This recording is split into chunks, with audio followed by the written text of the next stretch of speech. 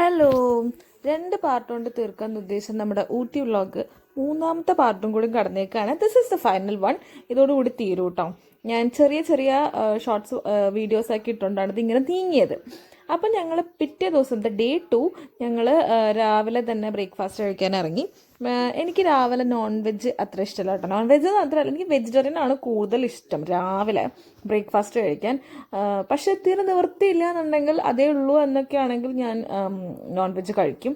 അങ്ങനെയല്ല, പക്ഷെ എനിക്ക് വെജിറ്റേറിയൻ ദോശ, ഇഡ്ഡലി, നെയ്റോസ്റ്റ്, മസാല ദോശ, ബമ്പു അതൊക്കെയാണ് എനിക്കിഷ്ടം.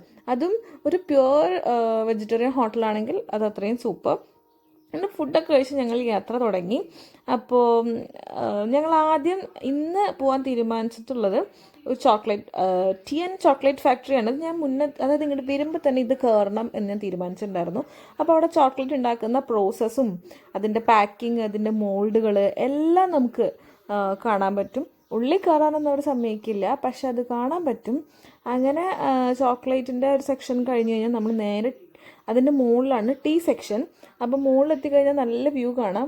പക്ഷെ അൺഫോർച്ചുനേറ്റ്ലി ടീ ഫാക്ടറി ഞാൻ വീഡിയോ എടുക്കാൻ വിട്ടുപോയി. ഞാൻ എടുത്തായിരുന്നു, പക്ഷേ ഞാനത് സേവ് ചെയ്തില്ലെന്ന് തോന്നുന്നു. നമ്മളിപ്പോൾ ഫസ്റ്റ് ടൈം ആണല്ലോ അങ്ങനെ വ്ളോഗ് പോലെയൊക്കെ ചെയ്യണം, അപ്പോൾ അത് മറന്നുപോയതാണ്. അങ്ങനെ ഞങ്ങൾ അവിടെ നിന്ന് കുറേ ഫ്ലേവേഴ്സ് ടീ ഉണ്ട് കേട്ടോ. കാരംഡം ഉണ്ട്, അതുപോലെ മസാല ഉണ്ട്, അങ്ങനെ കുറേ ഉണ്ട്. അത് ഞങ്ങൾ 2-3 ഫ്ലേവേഴ്സൊക്കെ വാങ്ങിയായിരുന്നു. നല്ല ടേസ്റ്റ് ഉള്ള കേട്ടോ. ഞാൻ മുന്നേ ഇവിടുത്തെ ചായപ്പൊടി കൊണ്ട് ഉണ്ടാക്കിയ ചായ കുടിച്ചിട്ടുണ്ട്. പിന്നെ നേരെ ചോക്ലേറ്റ് ഫാക്ടറിയിൽ ഔട്ട്ലെറ്റിലേക്കാണ് പോയത്.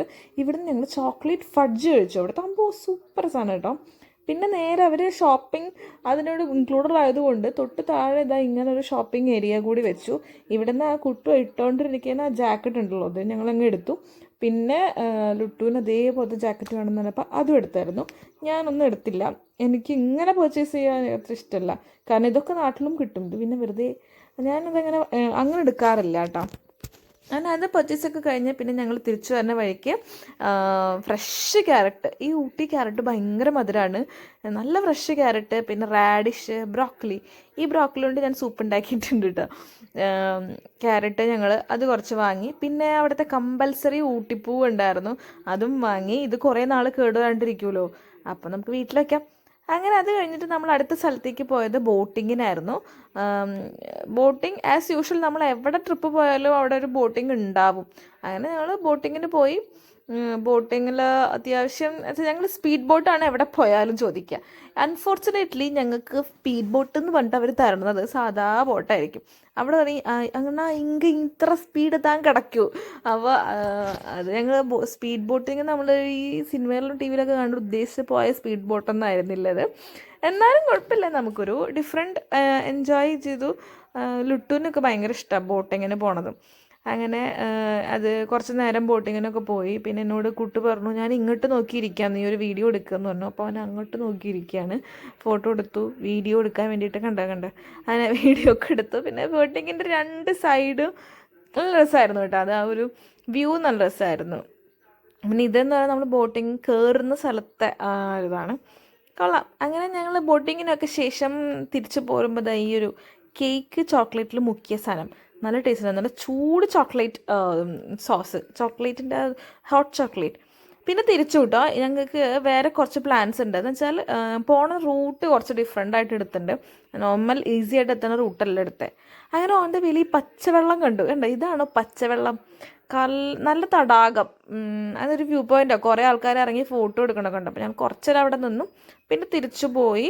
ആ റൂട്ട് ഞാൻ പറഞ്ഞില്ലേ, വേറൊരു റൂട്ടാണ് സെലക്ട് ചെയ്തിരിക്കുന്നത്. അപ്പോൾ അങ്ങോട്ട് പോകണമെന്നുണ്ടെങ്കിൽ നമ്മൾ നേരത്തെ ഇറങ്ങിയാലില്ലെങ്കിൽ പിന്നെ നമുക്ക് കുറേ നേരത്തിന് ഫുഡൊന്നും കിട്ടില്ല.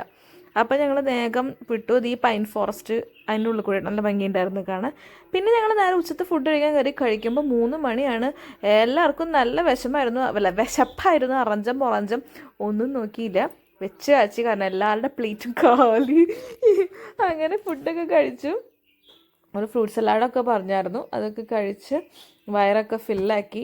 ഇനി എപ്പോഴാണ് കഴിക്കാൻ പറ്റുക എന്നുള്ളത് പറയാൻ പറ്റില്ല, കാരണം നമ്മൾ പോകുന്നത് 2 രണ്ട് ഫോറസ്റ്റ് കവർ ചെയ്തിട്ടാണ് പോകുന്നത്. അപ്പോൾ പോണ വഴിക്ക് നമ്മൾ കാട് തുടങ്ങിയപ്പോൾ തന്നെ മയിലിനെ കണ്ടില്ലേ. ഇപ്പോൾ കോമൺ ആയിട്ട് കാണുമെങ്കിലും മയിലുകളെ പക്ഷെ എപ്പോൾ കണ്ടാലും നമുക്കിങ്ങനെ നോക്കിയിരിക്കാൻ തോന്നൂലേ. അങ്ങനെ കാട് കടന്ന് പോകുമ്പോൾ ഇതാ ആനക്കൂട്ടങ്ങൾ ഒരു അമ്മയും കുട്ടിയും, അച്ഛനില്ല കേട്ടോ, അമ്മയും കുട്ടി തന്നെയാണ് ഉള്ളത്. പിന്നെ ഇത് ഇങ്ങോരുണ്ടല്ലോ റോഡിലെങ്ങനെ ഇരിക്കുക, ഇങ്ങോരെ ഒന്ന് മാറാൻ വേണ്ടിയിട്ട് 3-4 വണ്ടികൾ അവിടെ ഇങ്ങനെ നിൽക്കുന്നുണ്ട്. അതിന് അടുത്ത കാട് നമ്മൾ കടന്നു, ബന്ദിപ്പൂർ ടൈഗർ റിസർവ് ആയിരുന്നു. ഇതായിരുന്നു ആക്ച്വലി ഞാൻ ഈ റൂട്ട് പോകാൻ വേണ്ടിയിട്ടാണ് ഞാൻ ആദ്യമേ തീരുമാനിച്ചായിരുന്നു ഇത് തന്നെ പോകാമെന്ന്. കാരണം മുന്നേ ഈ റൂട്ട് വന്നപ്പോൾ ഞാൻ കുറേ മൃഗങ്ങൾ തന്നെ കണ്ടായിരുന്നു, കുറേ ആന. അപ്പോൾ ഈ റൂട്ട് പോകാൻ ഞാൻ അതുകൊണ്ടാണ് പറഞ്ഞത്. അപ്പോൾ അധികമൊന്നും നമുക്ക് ഇപ്രാവശ്യം കാണാൻ പറ്റില്ല, കാരണം കുറച്ച് പുള്ളിമാനെയൊക്കെ കണ്ടു. മാനെ നമ്മൾ വരുമ്പോഴും കണ്ടു കേട്ടോ. പക്ഷേ അന്നത്തേക്കാളും കുറവായിരുന്നു കേട്ടോ ഇപ്രാവശ്യം മൃഗങ്ങൾ. പിന്നെ ഞങ്ങൾക്ക് ആ റൂട്ടിൽ നിന്ന് ഓൺ ദ വേയിലാണ് ഈ ഒരു സൂര്യകാന്തി തോട്ടം കിട്ടിയത്.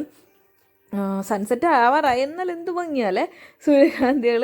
അത് വലിയൊരു ഫീൽഡായിരുന്നു. അത് ഇപ്പം അവിടെ കൃഷിയില്ല. അപ്പോൾ ഉള്ള സ്ഥലത്തൊരു കുറച്ച് ഭാഗം ഇവിടെ കയറി ഫോട്ടോ എടുക്കാൻ 10 രൂപ വെച്ചിട്ട് ആൾക്കാരുടെ അടുത്ത് നിന്ന് വാങ്ങുന്നുണ്ട് കേട്ടോ. അവർ ആരാന്നൊന്നും അറിയില്ല, ആരോ ഒരാൾ 10 രൂപ എന്ന് പറഞ്ഞിട്ട് വാങ്ങുന്നുണ്ട്. അപ്പം ഞങ്ങളൊന്ന് കയറി ഫോട്ടോ ഒക്കെ എടുത്തു.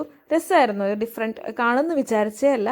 പിന്നെ നമ്മൾ ഈ ഒരു ആനച്ചേട്ടനെയും കണ്ടു കിട്ടും. ഇങ്ങോരെ അങ്ങോട്ട് നിപ്പോൾ ഒറ്റയ്ക്കുള്ളൂ, ഒറ്റയാൻ. എന്നിട്ട് അവിടെ എത്തുമ്പോൾ കൃത്യമായിട്ട് കൂട്ട് സ്ലോ ആക്കി. സത്യം പറയാമല്ലോ, ഞാൻ അവിടെ അലറി വിളിച്ചു, ശബ്ദം ഞാൻ കേൾപ്പിക്കാഞ്ഞിട്ട്. അങ്ങനെ വീട്ടിൽ ഞങ്ങൾ 11:30 എത്തി.